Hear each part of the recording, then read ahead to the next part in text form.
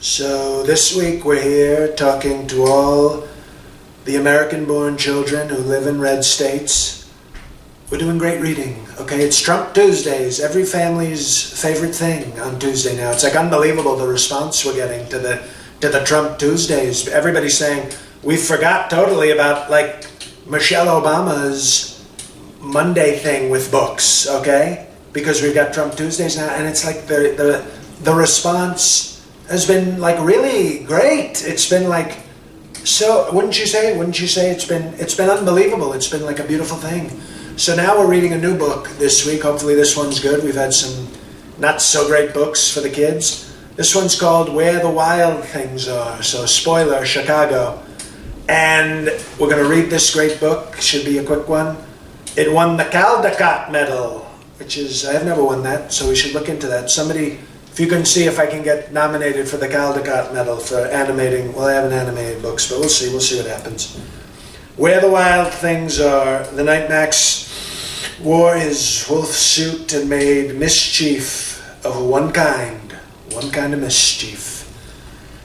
And another, so once again, we're kind of, I support wasting trees, but this is a little ridiculous. 2 words on one page, and another. He's running down. His mother called him Wild Thing, and Max said, I'll eat you up. So he was sent to bed without eating anything. The very night in Max's room, a forest grew. Okay, so this guy might be some kind of Jay Inslee, like pro-environment guy with a forest in his room. I don't like that. I don't like having forests in a room. And grew.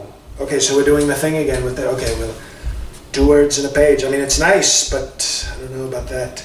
And grew until his ceiling hung with vines, and the walls became the world all around, and an ocean tumbled by with a private boat for Max, and he sailed off through night and day, like both parts of the day, the night and the day, he did it. And in and out of weeks and almost over a year to where the wild things are, and there's like a monster looking at him, probably a gang member from Chicago. And when he came to the place where the wild things are, they roared their terrible roars and ganashed, we love ganashing, their terrible teeth, and rolled their terrible eyes and showed their terrible claws. Terrible, I would have said tremendous, but I like the repetition. It's nice when people repeat the same 5 or 6 words. Till Max said, be still, and tame them with the magic trick. So Max, as you see, is like a little white kid going to, you know, I know the code, where the wild things are, but going into maybe a dangerous neighborhood and showing that he's tough and has great leadership. Sometimes that's all you need is a young white person to show up. It's a good lesson. This is actually kind of one of the best books we've read so far. Tame them with the magic trick of staring into all their yellow eyes without blinking once, and they were frightened and called him the most wild thing of all, and made him king of all wild things. And now cried Max, let the wild rumpus, well, it's a thing.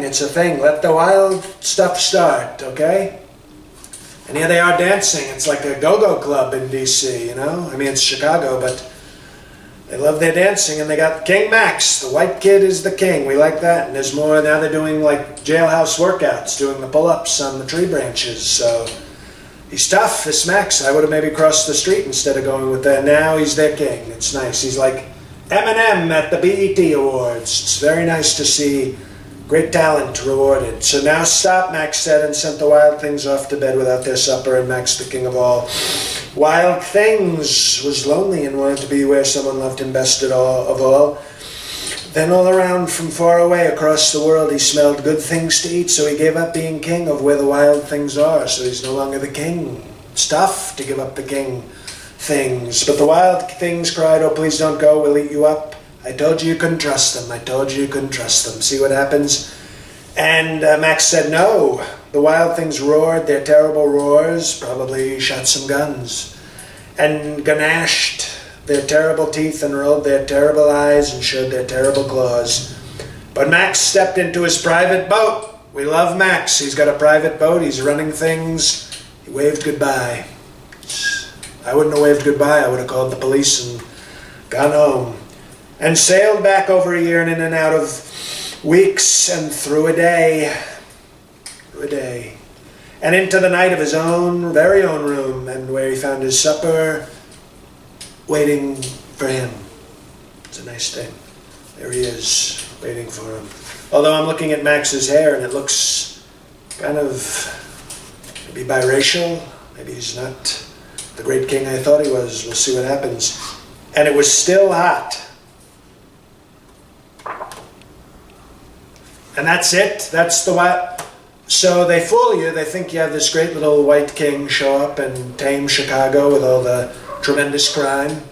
And then you get to the end of the book and it like ends poorly and you think maybe the kid's actually like a mixed race, like an Obama, not maybe a totally white person.